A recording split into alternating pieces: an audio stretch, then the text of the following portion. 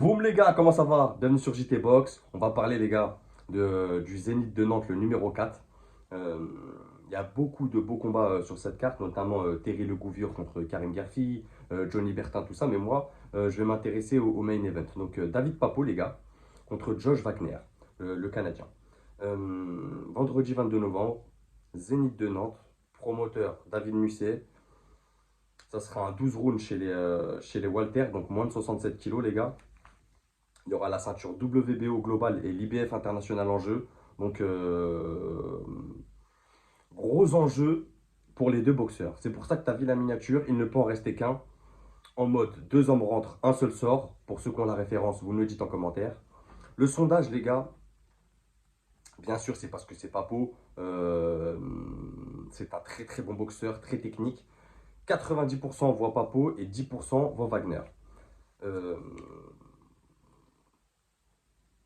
je suis pas d'accord à 100% avec ce pourcentage. Je verrais plus un 70-30 pour Papo, parce que Wagner, quand même, il peut surprendre. Mais on va l'expliquer, les gars. Ces deux invaincus, deux personnalités et styles totalement opposés, avec un Josh Wagner qui fait le show, et un David Papo plus en retenue, plus réservé, plus concentré sur sa boxe, sur le ring. Encore un beau zénith organisé, les gars. Le quatrième, euh, qui n'est toujours pas suivi par les médias français, télévisuels, j'entends, qui ont des gros moyens. Donc, je me pose plus la question, les gars, de savoir pourquoi ils y vont pas. J'ai dépassé ce stade-là. Advienne que pourra. En tout cas, moi, les gars, je serai sur place à Nantes le vendredi pour soutenir. Donc, je donne rendez-vous à David sur le ring et je serai au bord du ring. Donc, David Papo, les gars, c'est top 25 mondial, top 1 français, top 13 WBC, top 12 IBF et top 5 WBO. C'est 30 combats, 29 victoires, 0 défaite, 1 match nul. Il a 205 rounds dans les pattes depuis qu'il est passé pro en 2013. Il a 33 ans, gaucher. Son dernier fight, c'était contre Miguez en avril 2024. Victoire par décision unanime en 12 rounds. Ça sera son troisième fight en 2024 pour Papo. Donc, bonne activité pour un poids Walter. Maintenant, Josh Wagner, les gars, c'est top 22 mondial, top 1 canadien, top 10 IBF. 18 combats, 18 victoires, 0 défaite, 0 match nul. Il a 104 rounds depuis qu'il est passé pro en 2013. Ils sont passés pro la même année. Et c'est là où ça va me poser problème pour un Wagner, c'est que il est en avance sur le classement mondial, mais en termes d'expérience, il est loin, loin derrière d'un David Papo, les gars. Et je vais m'expliquer après dans l'analyse technique. Donc, 32 ans, droitier. Son dernier fight, c'était en avril 2024, en 10 rounds contre Vasquez, un gaucher aussi. Il remporte à la décision unanime. Ça sera son deuxième combat en 2024. On va pas refaire le pédigré de David Papo, j'en ai assez parlé sur la chaîne. Je vais juste vous rappeler ses faits techniques et ce pourquoi en moi ça va pencher en sa faveur. Ensuite, on fera Wagner et ensuite je ferai un prono, les gars. Donc, David Papo, il a pour lui l'expérience sur ce fight. L'expérience.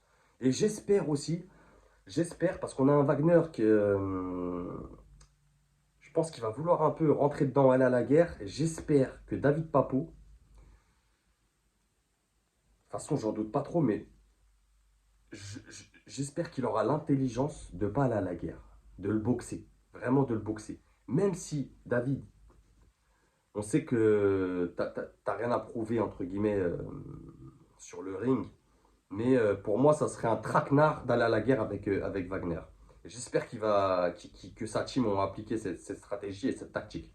Donc il a l'expérience, il a l'intelligence, surtout qu'il s'en servent. Comme je dis les gars, moi, quand je fais des sparring et tout avec des mecs, un combat, ça se remporte avec le cerveau. Donc l'intelligence, il a la technique. David Papou, c'est un gros bagage technique. C'est des bonnes combinaisons, très très fort en déplacement, un très gros contreur, gros uppercut du gauche. Pour moi, le contre, ça va être sa force. Parce que Wagner, déjà, ça sera son premier 12 rounds. Donc, à voir comment il va gérer un premier 12 rounds. C'est un gros enjeu pour lui. Il a la fougue et l'agressivité. Tu vois, Wagner, c'est un boxeur fougueux, agressif, qu'on a du mal à lire Je peux le placer au même titre, mais à moindre échelle, mais qu'un Thurman. Tu vois, un Thurman difficile à lire, qui a des spontanéités comme ça, qui bondit d'un coup. Il a tendance à se jeter.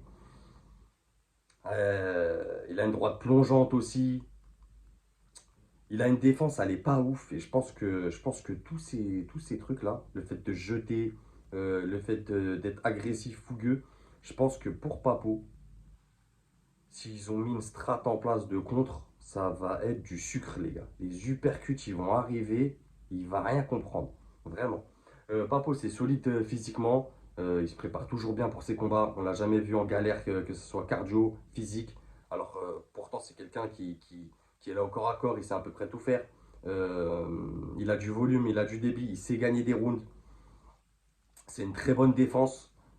C'est pas une défense qui fait le show avec des gros mouvements et tout, mais il prend pas beaucoup de coups. C'est une grosse défense. Euh, il a un bon débit, un bon volume, comme je te l'ai déjà dit, de coups. C'est un super coup d'œil aussi, très très beau coup d'œil. Et je pense que l'enjeu et la motivation d'être à la maison avec son public, ça va le galvaniser. Il va nous faire une presta de ouf. En tout cas, je l'espère. Et je serai au bord du ring pour le voir, les gars, en live. Wagner, comme je t'ai dit, il a tendance à se jeter, droite plongeante. La défense, c'est pas zinzin. Vraiment, il y a de la place, tu vois. Euh,